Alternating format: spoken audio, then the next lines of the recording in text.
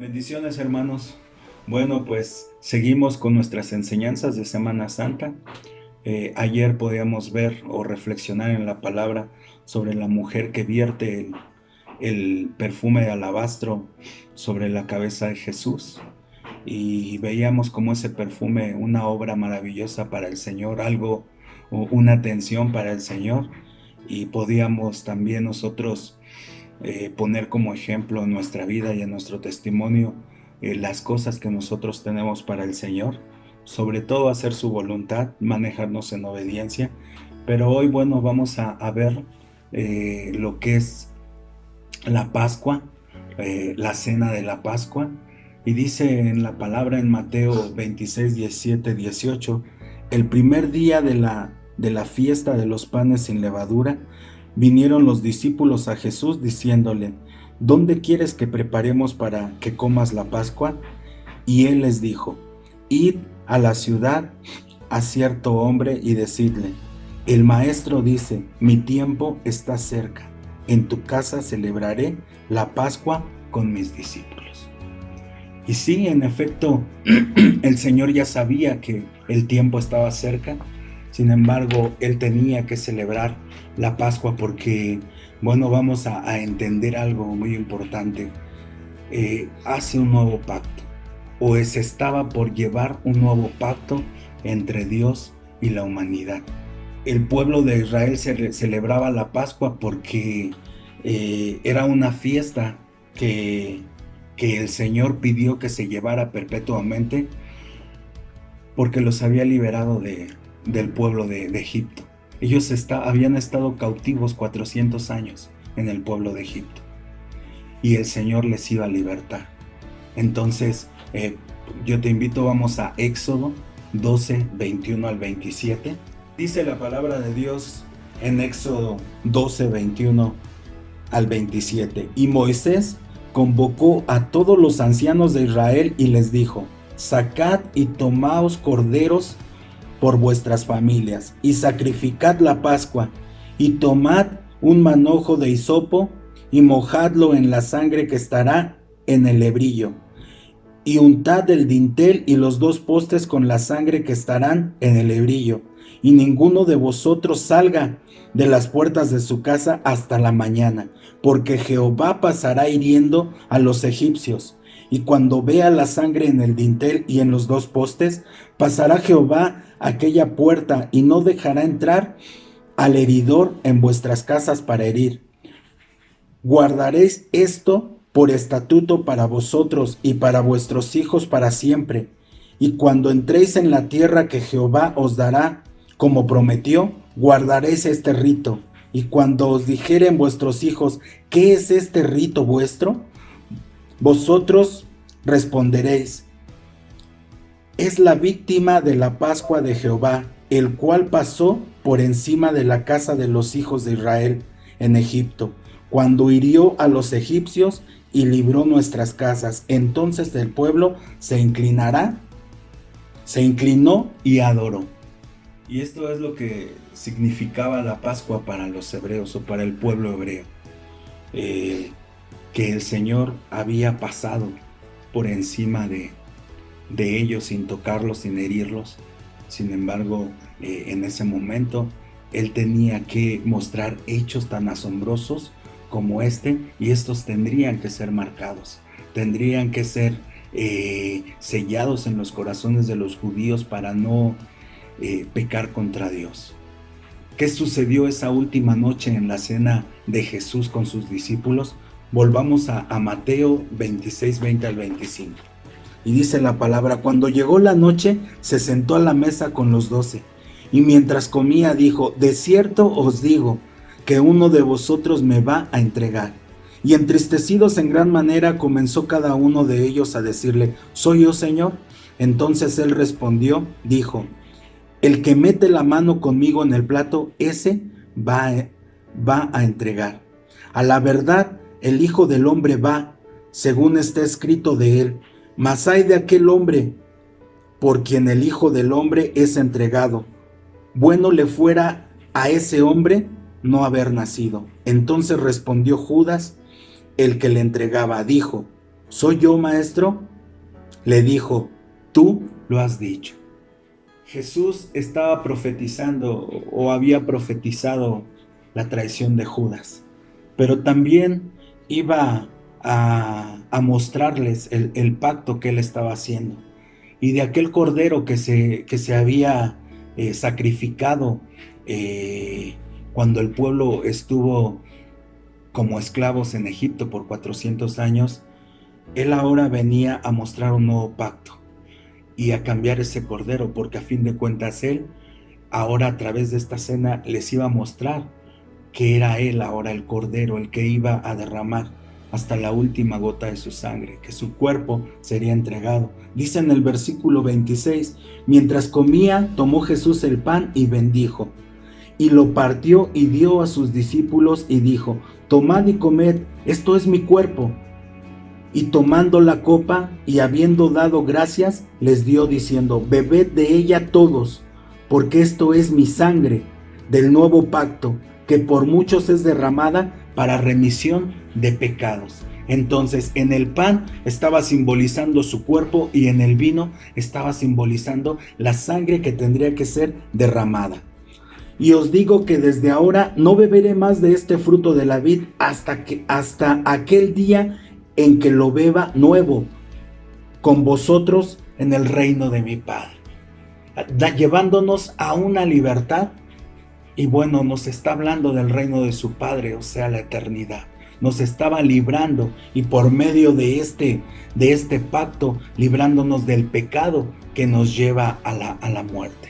Del pecado que no nos permitía estar dentro de ese lugar preparado por el Señor.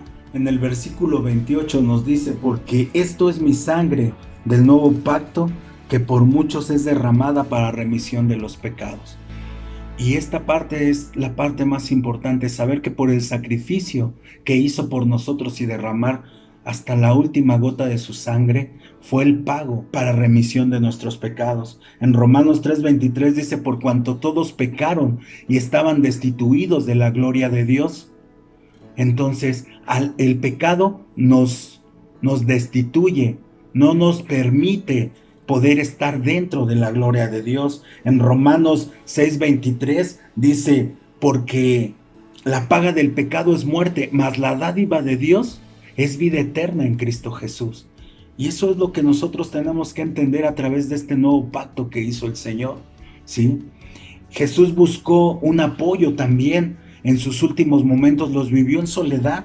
Y dice al final en el versículo 30, y cuando hubieron cantado el himno, salieron al monte de los olivos. ¿Sí? El Señor iba a ser entregado. Él había hecho en esa cena ese pacto a través del pan y de el vino, así como en un momento aquel cordero y la sangre, el cubrir el dintel y los postes. El ángel de la muerte iba a pasar sin tocar esos hogares que estuvieran marcando. Ahora la sangre de Cristo nos está cubriendo. Dice el versículo 31. Entonces Jesús les dijo, todos vosotros os escandalizaréis de mí esta noche, porque escrito está, heriré al pastor y a las ovejas del rebaño serán dispersadas. Pero después que haya resucitado, iré delante de vosotros a Galilea. Respondiendo Pedro le dijo, aunque todos se escandalicen de ti, yo nunca me escandalizaré. Jesús le dijo, de cierto te digo que esta noche antes que el gallo cante, me negarás 3 veces. Pedro le dijo, aunque me sea necesario morir contigo, no te negaré. Y todos los discípulos dijeron lo mismo. Entonces llegó Jesús con ellos a un lugar que se llamaba Getsemaní y dijo a sus discípulos, sentaos aquí, entre tanto voy allí y oro. Todos en ese momento estaban pues escandalizados por lo que iba a suceder.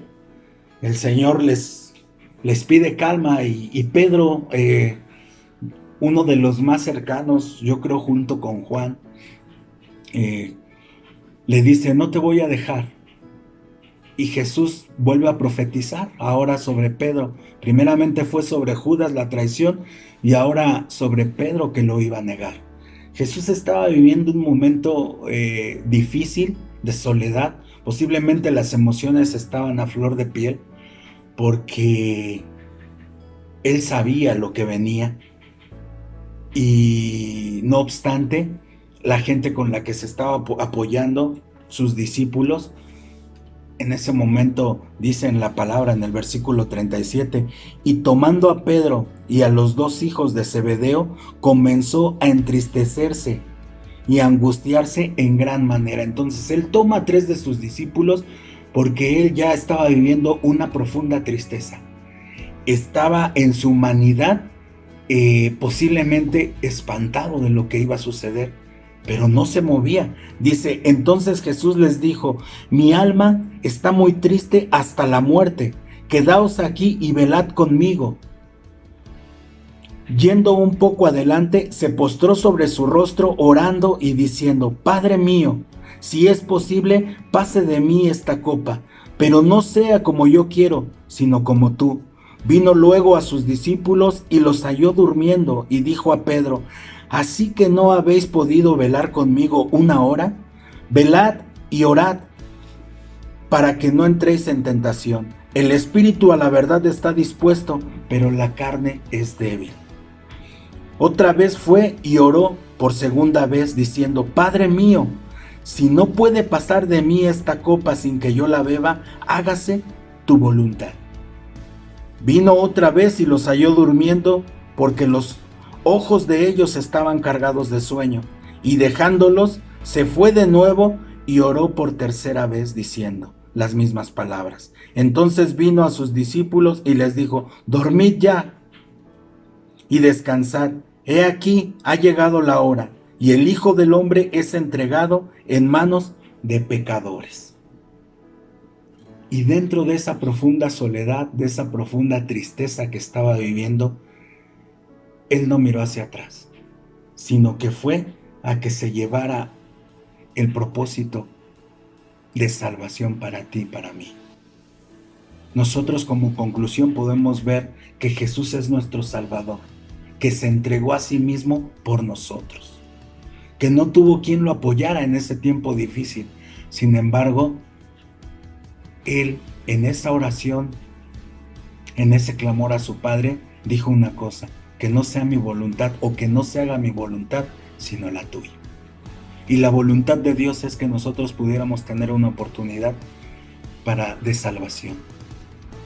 Esto es importante que podamos reflexionar, saber lo que el Señor hizo en medio del sufrimiento y en medio del agobio que Él pudo sentir, porque dentro de la palabra habla que Él cuando empezó a sudar estaba sudando hasta sangre por ese estado, ese shock emocional en el que se encontraba.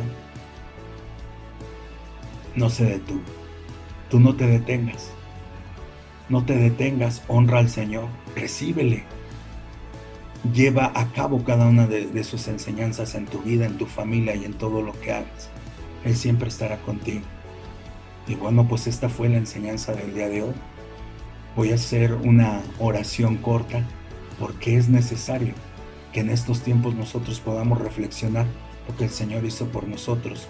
Padre, te damos gracias por ese sacrificio tan grande y tan precioso que tú pudiste hacer por nosotros. Padre mío, gracias porque a través de Él nos libras de esa muerte, Señor, a la que nos conduce el pecado.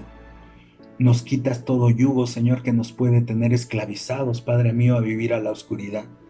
Pero eres tú, Señor, quien nos ha dado libertad.